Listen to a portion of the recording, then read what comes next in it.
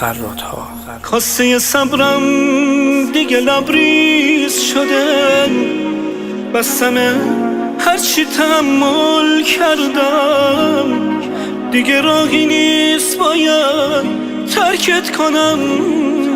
نخواه از من که پیشت برگردم، کاری کردی که بریدم از تو، کاری کردی که ازت سیر شدم. آخه تو چه کاری کردی با من که تو اوج جوونین پیر شدم، که تو اوج جوونین. بس که رنجیدم ازت خون دلم، دیگه نابود شده جون و دلم.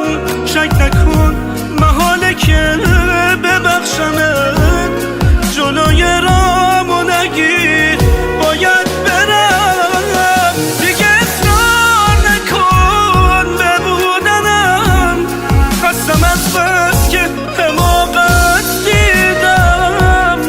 کاشی احساس تو نسبت به خودم زودتر از این حرفا میفهمیدم.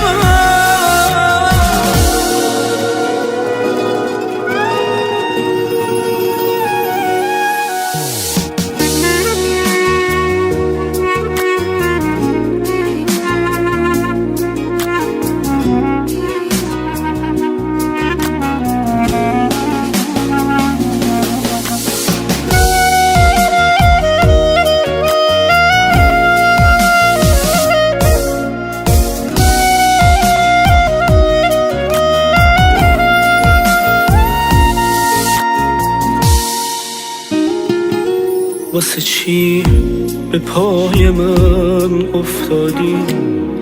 من که تصمیممو قطعی کردم. اگه عمری التماسم بکنی، من محاله که بخوام برگردم. روزمو سیاه کردی مثل شب، تو به قلبم درد بی حد دادی. حالا من میرم و تو بعد از من واسه هر حماقتی آزادی.